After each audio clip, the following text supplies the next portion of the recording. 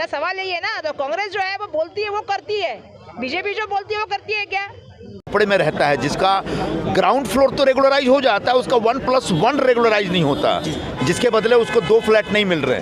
और कई बार वो पहला मलिया जो होता है ना, वो मलिया के बदले झोपड़पट्टी का दलाल वो पैसा ले लेता है, बिल्डर से बेचारे को कुछ नहीं देता। मैंने कहा, मंच से कह दिया कि जहां हमारी जरूरत पड़ेगी हम साथ खड़े रहेंगे। उत्तर भारतीय सामाजिक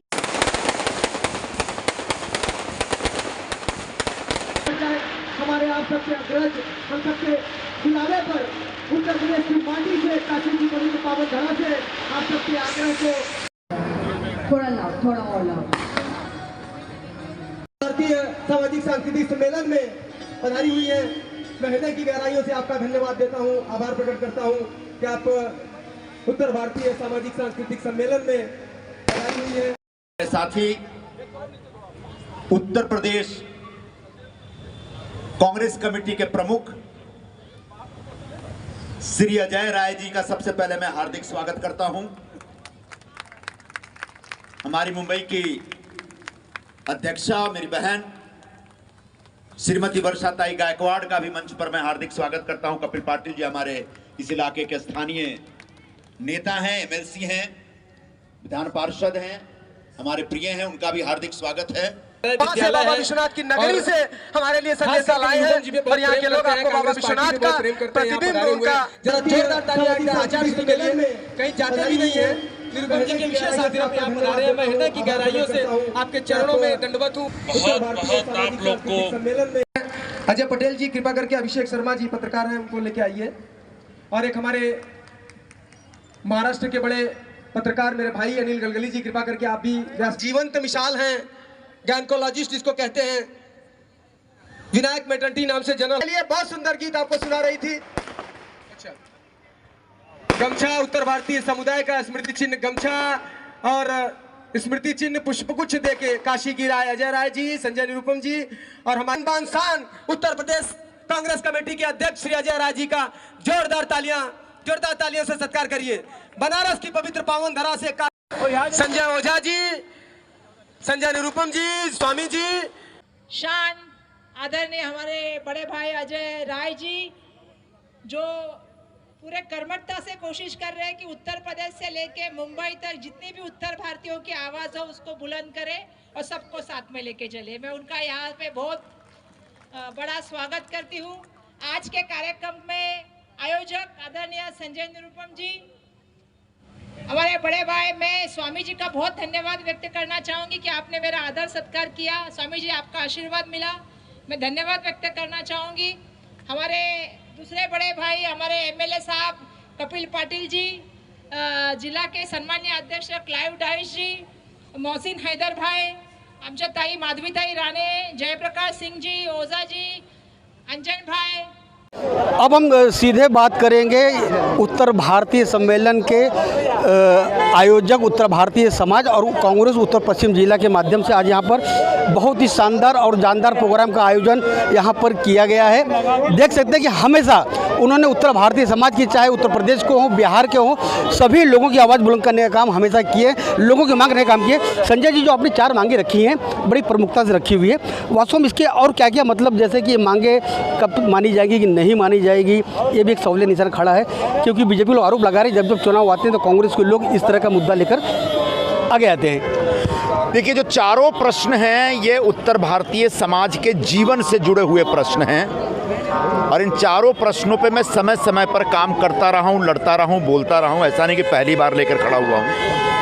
हाँ, अब इस आंदोलन को थोड़ा तेज करने की आवश्यकता है, इसलिए मैंने सोचा कि आज एक उत्तर भारतीय समाज की परिषद बुलाई जाए और वहीं पर प्रस्ताव रख करके वहाँ पर एक प्रस्ताव पारित किया जाए। तो आज हमने फेरी वालों का विषय है, या फिर ऑटो और टैक्सी चलाने वालों का विषय है, या फिर उत्तर भारतीय ओबीसी समाज का विषय है, और बड़े पैमाने पर झोपड़पट्टियों में रहने वाला जो हमारा उत्तर भारतीय गरीब वर्ग है, जो झोपड़े में रहता है, जिसका ग्राउंड फ्लोर तो रेगुलराइज हो जाता है, उसका 1+1 रेगुलराइज नहीं होता, जिसके बदले उसको 2 फ्लैट नहीं मिल रहे हैं। और कई बार वो पहला मलिया जो होता है ना, वो मलिया के बदले झुपड़पट्टी का दलाल वो पैसा ले लेता है, बिल्डर से बेचारे को कुछ नहीं देता। तो हम बोल रहे हैं सरकार से कि आप ये दोनों फ्लोर ग्राउंड +1 अब रेगुलराइज करिए, ताकि आने वाले दिनों में इनका जो बड़ा परिवार है वो दोनों सेटल हो सके और उनको 2 फ्लैट मिल सके। तो इन चारों मुद्दों पर हम लोगों ने आज सबके सामने सार्वजनिक रूप से, सामूहिक रूप से प्रस्ताव पारित किया है और आने वाले दिनों में इस विषय पर एक जोरदार लड़ाई होगी। पहले हम सरकार से मिलेंगे, सरकार से बात करेंगे, सरकार को समझाएंगे, सरकार ने सुना तो ठीक है, नहीं तो इसको लेकर के फिर सड़क पर उतर करके इस आंदोलन को तेज किया जाएगा। संजय जी, कहीं ना कहीं फेरी समस्या की मुद्दा आप हमेशा उठाते रहे, अब तो समस्या और ज़्यादा बढ़ गई जितना जितना मुद्दा उठाते हैं, क्योंकि एकमात्र कांग्रेस के नेता आप हैं, उत्तर भारतीय नेता लोग आपके लोग मानते हैं, जानते हैं। जब भी कुछ उन पर आँच आती है तो आप ही आगे नज़र आते हैं साफ तौर पर। तो फेरी समस्या जो सबसे बड़ी समस्या है, बेचारे रोज़ कमा के रोज़ खाने वाले लोग हैं, वो समस्या दिन ब दिन बढ़ती जा रही है। इसके बारे में सबसे पहले आपने क्या फेरी जो हमारे मुंबई का फेरी वाला है ना, जो हॉकर्स हैं, वो मुंबई के सबसे गरीब लोगों में से एक हैं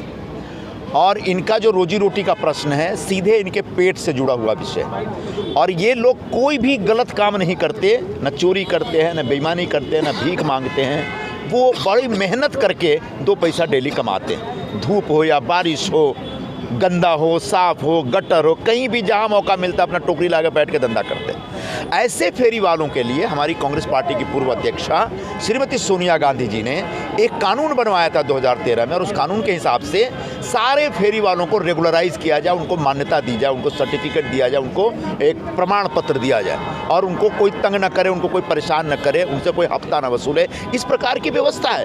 और उसके बाद वो कानून TV news today flash news, जैसा कि आप देख रही हैं, मुंबई की पहली महिला कांग्रेस अध्यक्ष वर्षाताई गायकवाड़ जी, पूर्व शिक्षा मंत्री महाराष्ट्र की ताई, जो 4 मांगे रखी हैं संजय जी ने, कांग्रेस का समर्थन है उसको पूरी तरह से। बिल्कुल, कांग्रेस पार्टी हमेशा ही देखिए ये सब कानून कांग्रेस ने ही लाए हैं। जितेंद्र खैरे साहब हमारे मुंबई प्रदेश के नेता हैं, संरक्षण देने की बात, बहुत समय से उपस्थित है। मैं हृदय की गहराइयों से आपका धन्यवाद देता हूँ, बहुत आभार प्रकट करता हूँ।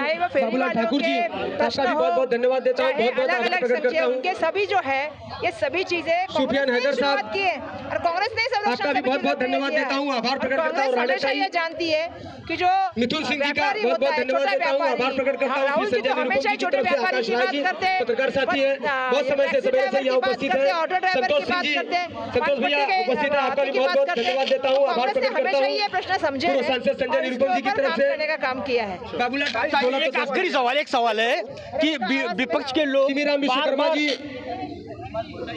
विपक्ष के लोग बार बार आरोप लगा रहे हैं, जब जब चुनाव आता है तब कांग्रेस को उत्तर भारतीयों की याद आती है। कहीं ये जो आरोप लग रहे हैं, कितनी सच्चाई इसके अंदर है?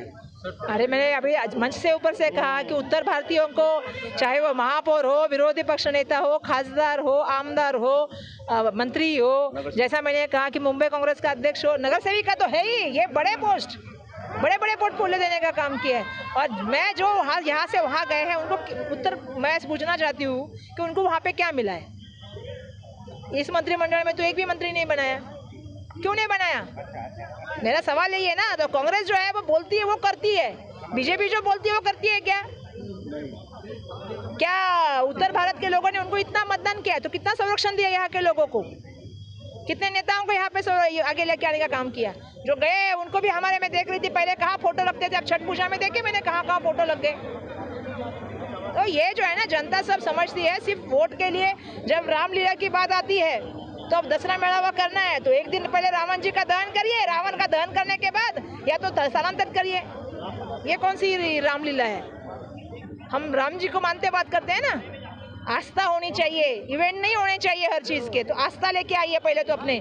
छठ पूजा में आप कहते हैं 12 साल आपके विधायक नहीं करते छठ पूजा, अचानक उनको एक दिन याद आती है छठ पूजा और फिर वो अजंता यादव जी की छठ पूजा को कैंसिल करते हैं। तो ये सही नहीं है। धर्म का नाम और धर्म का वापस सिर्फ अपनी महत्वाकांक्षा राजनीति के लिए मत करिए।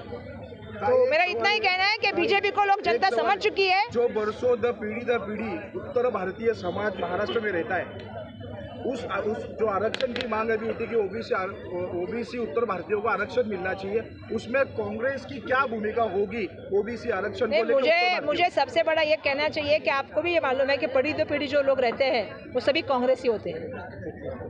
मैं एक पीढ़ी दो पीढ़ी की है ना, मैं खुद है लड़की हूँ। और मैं एक बात आपको कहना चाहती हूँ, अभी हम लोग जाते हैं ना, लोगों में लोग कहते हैं भाई हमारा नेता का है, हम तो भाई कांग्रेसी है।